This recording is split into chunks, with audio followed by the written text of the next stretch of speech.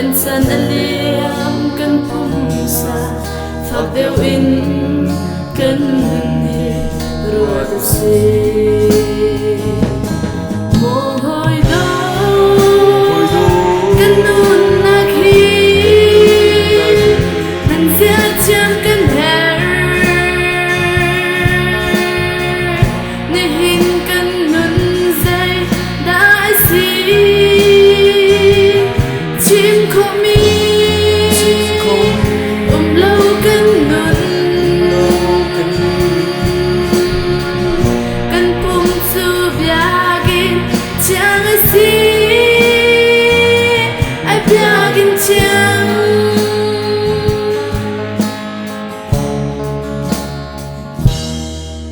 kan taksa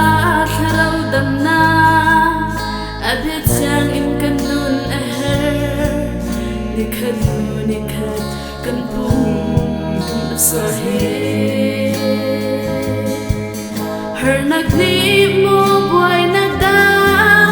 kan tharau akhatar kan nun sia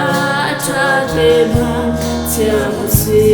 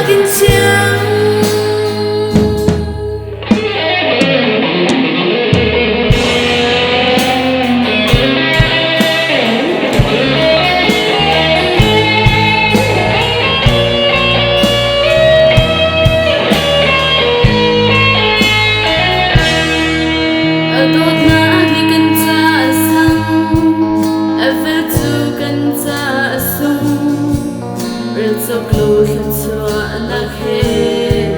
akan pe tak sadu nak mo tharau da rza cham mi siding chu khat so anak chu ma cham si mo hoi do kan nun nakhi cham kan her ne hin kan nun zai da si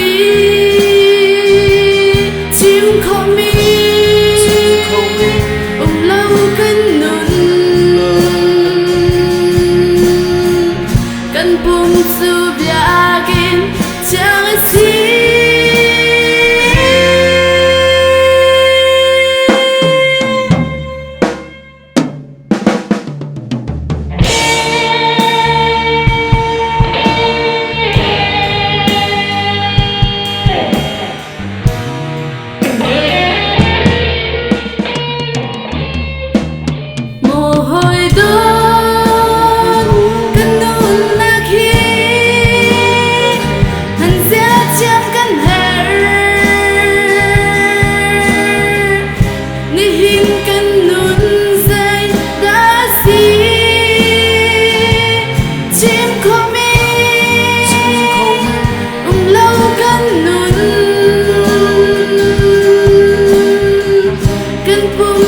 Biagin chang si,